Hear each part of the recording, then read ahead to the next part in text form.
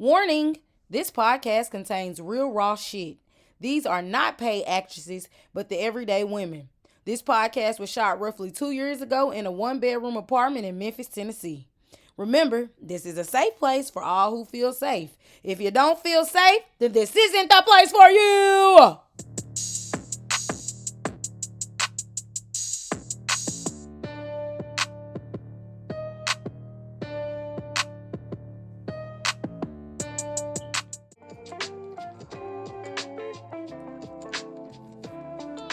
What? It's a hard one. Something that makes sense to me, but no one else.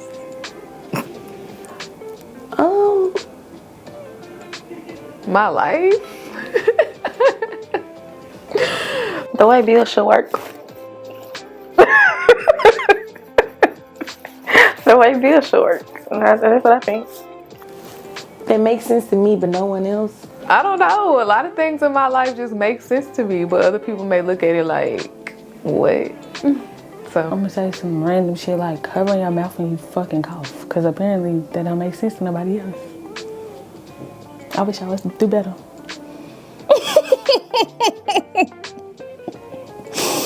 taking showers every day, if not twice a day. That makes sense to me. Well, I will say in the beginning, like when I was a little bit younger, people didn't understand. It didn't make sense like to people when I would go to the movies by myself, or I would go like sit and eat by myself. They're like, "You going by yourself? Why you just don't take it to go?" And I was like, I knew early on I liked being by myself, and I enjoyed being by myself.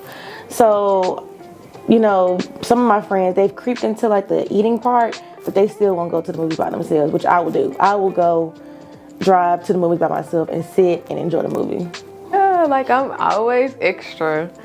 I'm dramatic. I'll say that. I'm dramatic and I'm kind of animated, but you know, you need a little razzle dazzle every now and then. So, makes sense to me. That and washing your hands when y'all come out the bathroom, because we see y'all. We see y'all. Everybody don't wash their ass every day. They don't. I would say, well, I eat my food one at a time. If you know what I mean. Like, if I had a main dish, 2 sides or something like that in the bread, I eat the main dish first. Then I go to the next side and the next side, then bread. Because I don't know.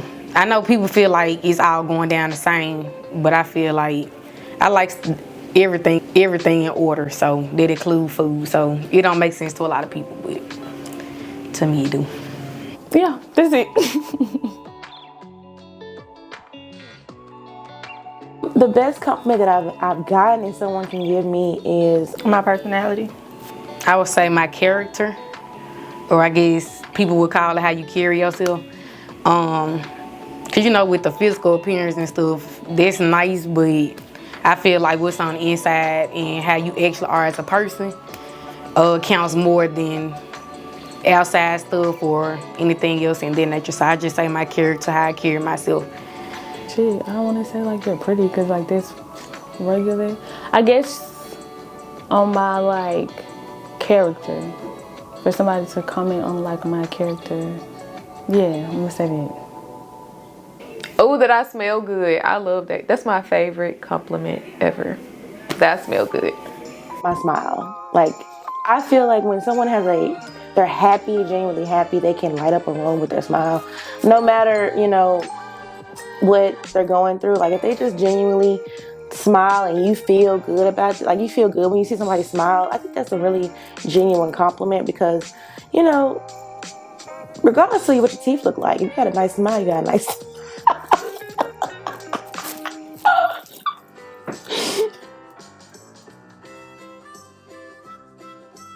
Hold on. A nursery rhyme. like patty cake. What popped up in my head was roll, roll, roll. That's crazy. Rockabye, baby. Baker's man. Bake a cake as fast as you can. Probably Twinkle Twinkle Little Star. Twinkle, twinkle, little star. And roll it up in I don't remember the whole thing, but that's the first one that comes to mind whenever I think of nursery rhymes. All right, girls, it's time to light those blunts and grab those cocks, The host Lexi, who is also sexy, is about to lead Girl Time. What would be like y'all top Super Bowl performances? I don't know. You'll be for a loop. I would definitely say Beyonce and Bruno Mars was definitely good. The way they came out and everything, just the energy.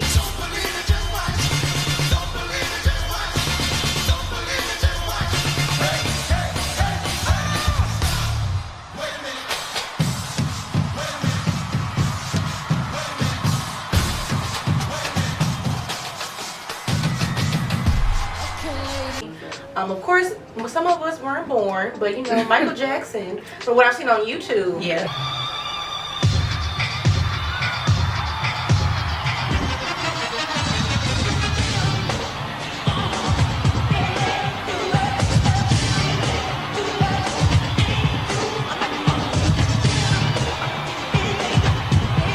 You know, he did his thing. I mean, Rihanna's, I think Rihanna's was more like visually pleasing than like, yeah, performance.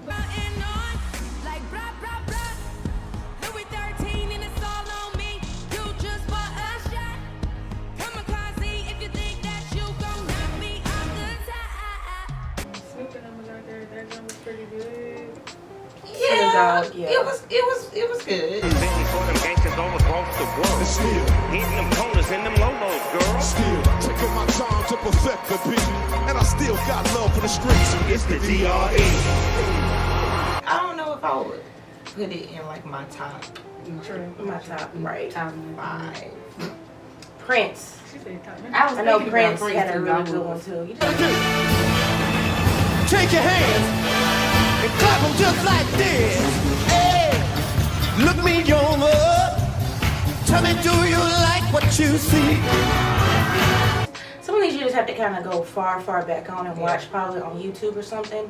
But there's definitely, in the last, there are better ones prior to the last 5-6 years. Yeah. Good.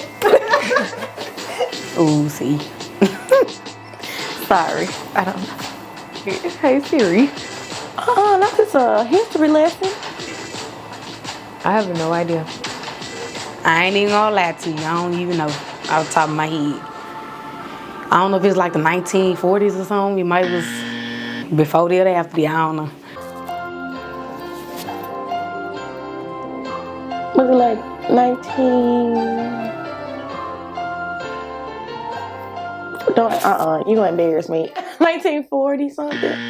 1920. A lot of nice things happening. 1930s. 1950s. I don't remember. I'll be honest. I don't remember. I know it happened though. It happened before black people could vote, so here we are.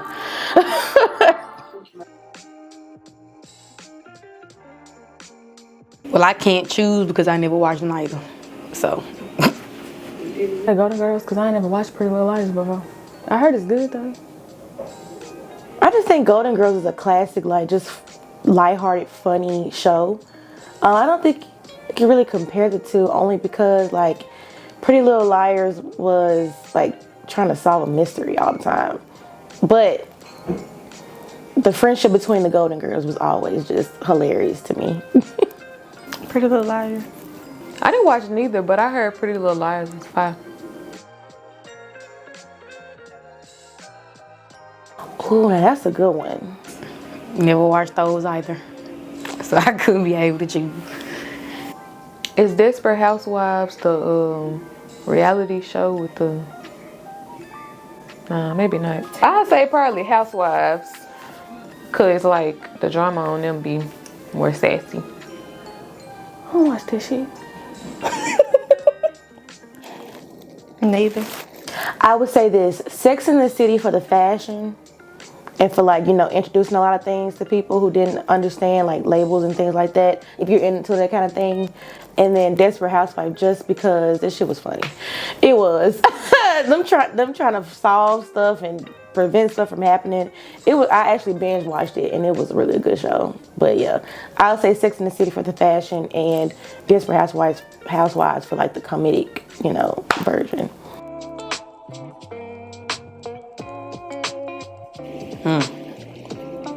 It's crazy. Brains. Depending on what you want to do. So if you're trying to come up and maybe in the entertainment world, maybe, you know, your body's definitely going to get you further. That's why you see so many of these artists, like, you know, kind of like changing their teeth, you know, changing how they appear. Maybe not all of them get surgery, but they show more, you know, to get more attention. And The politically correct answer is definitely gonna be brains. However, the way y'all moving out here, I'm gonna say body. Cause y'all let a lot of bitches to just do shit just because the body. And if you're like, you know, in a corporate America, now depending if you work with a whole lot of men, you know, sometimes that could be, that's what they think they're looking at, and that's what you could be getting off but not trying to. You want to use your brains to get up. So it just depends on what kind of, what we're trying to level up in. Brains, for sure. Body can only get you so far, baby. I would say a combination of both, but like it's crazy because even where I got hired now with my job, a woman hired me, older woman, but she said because of how I looked or presented was one of the main reasons that she hired me. I guess me showing her my work ethic and stuff like that, minus the resume, had to come after. But I would say a combination of both, even though, you know, this kind of messed up with you. Combination of both. This is there. Ooh, bitch, this getting good. Turn it up. What do you think is society's like issue with black women? Because it always seems like it's some type of like tension or some type of back and forth. You know, how do y'all feel about that? Everything. Like it's only a problem when you do something. Good. Everybody else can do it. Yeah. Nobody says nothing about it. Ooh, when they do it, it's a problem when I do it. Fuck them, fuck 'em. When we do it, it's an issue. We're not supposed to have this. We're not supposed to, you know, do or say certain things. But nobody says nothing. If anyone else does it. It's just, as a whole, it's a problem. Period. Why though? Like, it's like the only time they'll not say anything is if we don't say anything or feel like stay in your place. Any kind of inkling is like you doing too much, you too loud, you too after, or whatever the case may be, you too ghetto, or whatever the case may be. So I don't know why. I feel like it's heavy on the stay in your place or know your place. I read one time that black women and Asian men are the least likely for anyone to want to be with, like least attractive to people. Statistics can tell us that we're the least appealing, but we're the most educated. That just tells you something in all aspects. It is wild, and it just, you know, adds to like the exhaustion that like I feel like we all feel like all the time. Damn. And I don't know, like it's just like so many. I think we're also, you know, have our own internal issues with each other. Like I think we're pitted against each other and can be, you know, very hostile towards each other at times. So I feel like, you know, examples of that are common are like women who are lighter skinned, like being pitted against, you know, like that light skin, dark skin thing. Like, what you think? You know, do you think lighter skinned women get more opportunities for things, or I don't know if it came from a race thing back in the day, where you're fairer skin, lighter skin thing, that you got a better opportunity or better placement. You know how they say the lighter ones were in the household like that, or even men portraying where at first it was always light skin or red females in VOs or whatever type of portray. So I guess they kind of pitted against each other, as in you trying to say she better, or just because of her skin, or I'm ugly because I'm darker, or whatever. So this is my take on it. I don't think, at least I've never heard anyone be like, oh, you're pretty for a light skinned girl. But like this, why is it something you think to say to someone dark skinned? right? Oh, I can't just be pretty. Right. Oh, you're pretty for dark skin. You got good hair for a dark skin girl. Yeah, and I don't think it's necessarily like something that we necessarily created or can control. Like I think it's something that like we are facing because the white man put that shit in the atmosphere. That's why I did. Well, you know, in the 20s and 30s, mixed women who were, who looked more white would pass. It's a thing called passing. So in order to get opportunities, in order to become, famous actresses and singers and models, they would pass as a white woman. But now, I mean, males too. If they could pass and not have real African American features, they would definitely. And then it was black. Everything was black and white, so you really couldn't tell. Someone was fair skin on black and white. You like, oh, okay. And even when they married, white men, some women could, pass that long, but then when the kids came out, you don't know what happened. It's not documented what happened when the kids came out. A little darker. I feel like there's some type of show about that on like. It's a movie. It's a movie. It's called Passing. Yeah, Passing. It's called a movie. So that's why, like, you think about that, but then over time, I think we've gotten a little bit better. Like, just in this atmosphere we've been over these last 5 episodes, we've had, just different personalities, different skin tones, and I think that, watching other podcasts and maybe other shows, it's gotten better amongst us because we know we're beautiful. We come from the lightest shade to the darkest shade, and I think more of us are feeling more comfortable with the skin and with the skin tone, and also, hey, this is my sister. Like, I don't have to be in competition. Right. Now, granted, we still have those still lost out in sea. And we still have those who think that everything is a competition when it comes to, somebody who's right next to you and beside you. But honestly, we need to have each other's backs. And that's just what it is. My opinion on it, I feel like it needs to happen more. I feel like nobody does any of those things at all. They don't. It's always like shit is brushed off or whatever. It needs to happen more. I don't know how to explain it, but yeah. We could go further, but in today's time, that's all they see is a pretty face and a nice shape. So if you don't got that, you really can't do nothing. But if they would take the time to listen to us, they would see that we really could make things happen. It still needs a lot of work. I feel like it's very serious because, to be honest, I feel like women break down things and bring more ideas and stuff to detail and criteria about things than men. I don't know why, they just feel like men supposed to know everything or got the brains about everything. Even, being able to run for president and stuff like that, it's always a man because they feel like, I don't know, they the dominant sex or whatever, so they think that they know more or whatever. But I feel like women have more wisdom with things, and I just feel like our brains are wired different where it'll be very beneficial for the corporate world and even the government system or anything like that. Because it does matter. I mean, I feel like it's very serious. I just actually left my corporate job on last Sunday. Amen. Hallelujah.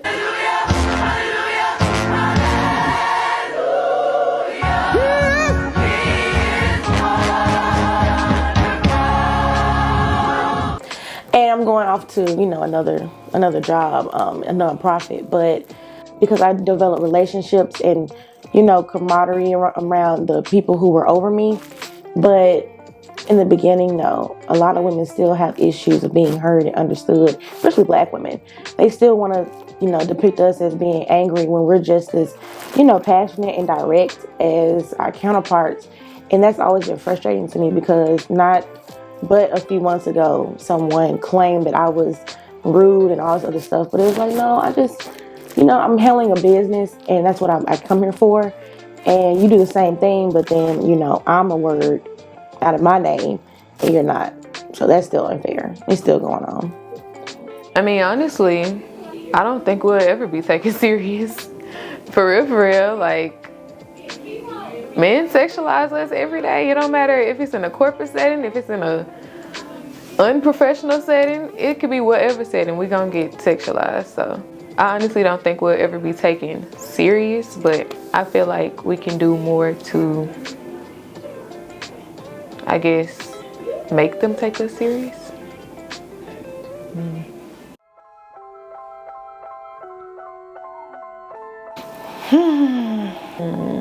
Harriet Tubman. Influential. Anybody? Any generation? You say, I'm going to go, the Greek route. And Lucy Diggs. Yes, Lucy Slow Diggs. I want to say Michelle Obama. But Michelle Obama. First women to win, you know, a major title in sports. There's a couple of them. It's the Rosa Parks. Then you got Harriet Tubman. Just people who stood 10 toes down on it, what they believe in. Madam C.J. Walker. Like, first lady, but not just the first lady, y'all. She did stuff for our community. Like, she was for us, for real. For our health, for our wealth, for the people. First. And then, of course, you know, just being one of the founders of such a wonderful sorority in history, and is still today relevant and impactful with thousands and thousands of members. First person popped through Rosa Parks. I feel like there was the thing of, it was more than what people just see it as. I feel like it was a standing your ground type thing. It was I feel like it just what happened, that she was sick of the unfair treatment, I was already here first. It's a thing of fairness, or whatever the case may be. So, yo, it was just a standing your ground, whether I'm black or woman, whatever the case may be. It was about fairness and equal treatment. Thousands and thousands of members, thousands and thousands of members. That alone is just, you know, influential, because we are still learning and, you know, gaining knowledge about her. So that's going to be my choice for that one. So our motto is, when they go low, we go high. But shout out to Michelle.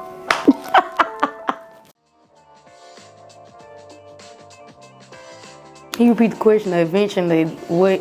Flat irons. Wait, right? What you mean? Any invention, right? The hot cone. Like a woman made the invention. Hot cone.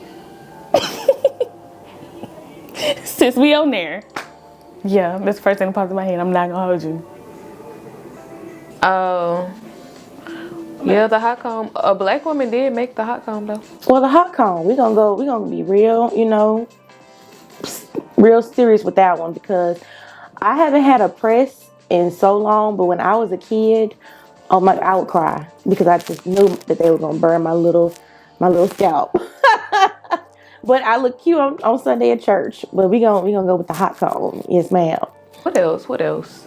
That's traumatic. I actually have PTSD, because now when I get flat irons for like a silk press, I'm shaking in my boots, and I'm like, oh, please don't burn me.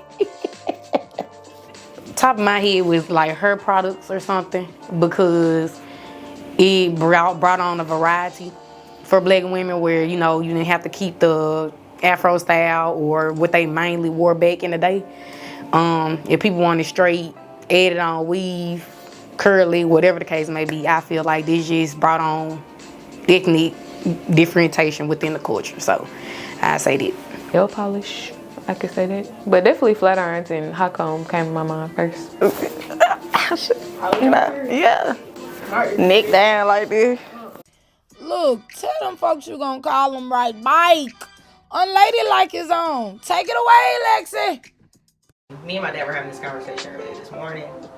I just came from visiting my grandma, and my dad was just like, why do women like take care of other people but neglect themselves? Like, my grandma, she wasn't feeling well, and like she was still just, you know how sometimes grandmas, they might not be feeling well, but they just won't sit down.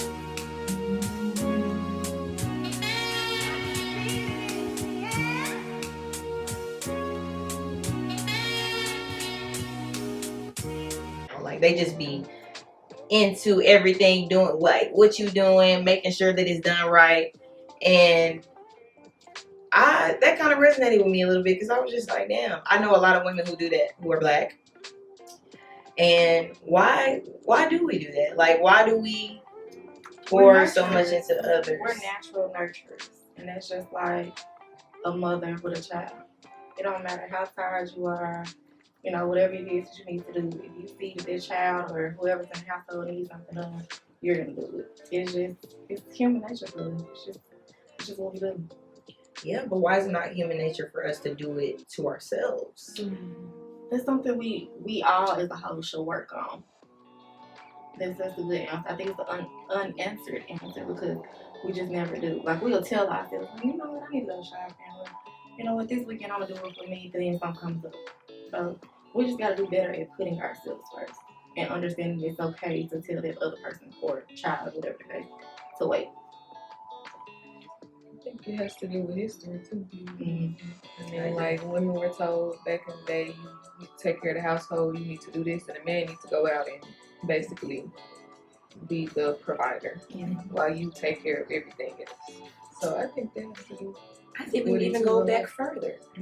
We were the ones breastfeeding children that didn't belong to us. Tell you a joke, but I'll never tell you a lie. I'm telling you. I might tell you a joke, but I never tell you a lie. Yeah, for real. For real. Let's break that down. So we always had to give our bodies, give ourselves to others. And like we said, before, black women have always been neglected. Respected person in America is the black woman.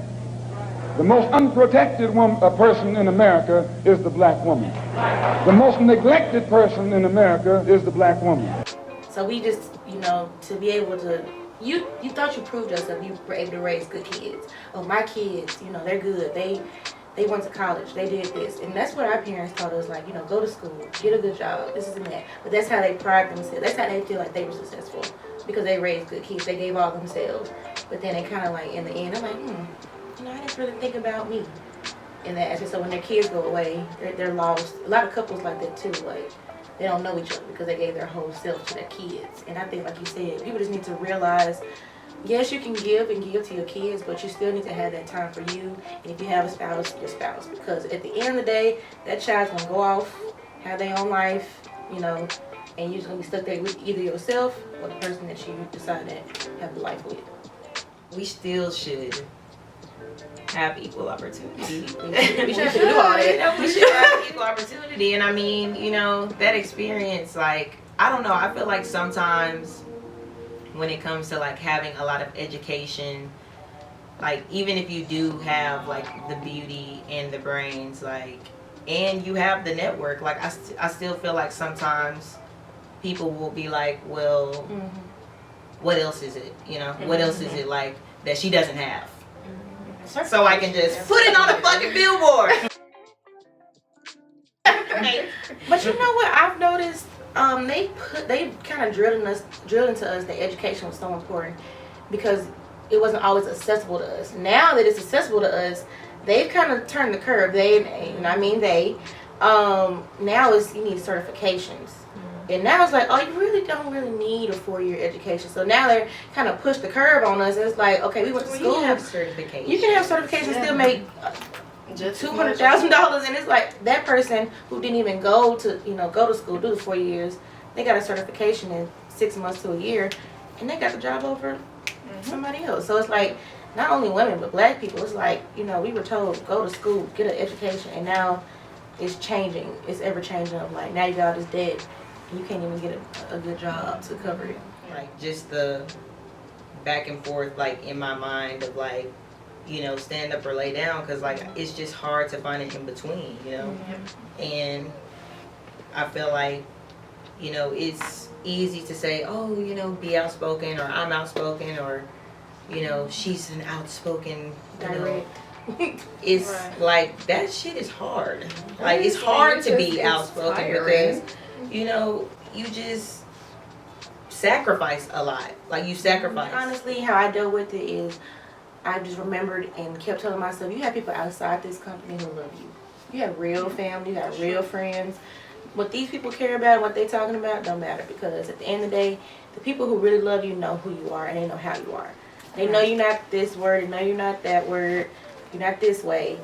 They know who you are. So that's how I kept myself, balanced and grounded, and knowing that the way that I come off to them, it doesn't fucking matter. Because at the end of the day, I'm getting the job done, I'm doing the work, and I go home and I get loved on by my people. So that's all that matters to me. All right.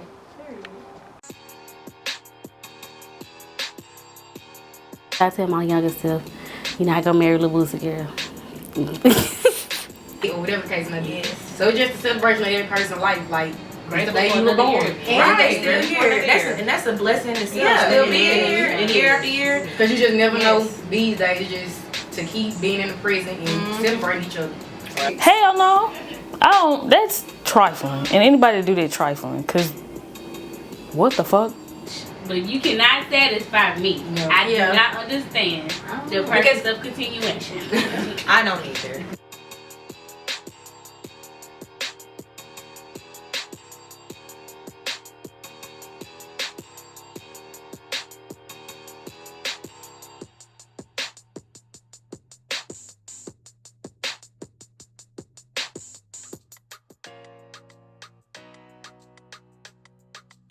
I'd say, man, she just is really one of the greatest of all time, honestly. Like, her impact is crazy. Like, aside from just the whole culture of this Renaissance tour, like, it's just, I don't know. Like, when I was at the concert, like, it was just about more than music for me. Like, and I think that's why I be feeling so, like, passionate about it. Because it's like, Beyonce, like, you made it comfortable for everybody to what?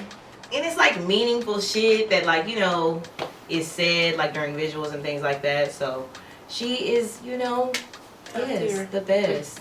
You know, it was also, you know, the highest grossing concert, passing Madonna.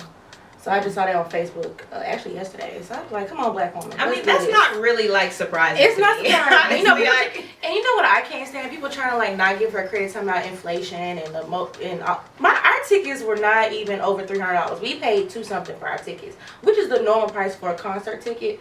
And she had only 56 shows. Taylor Swift, they always want to holler out Taylor Swift's name. She had to add an extra 100 shows to her tour to even probably get anywhere near close to what Beyonce is grossing in 2023 for this Renaissance. So I mean, I just think we should all just, you know, give her props. That was quick.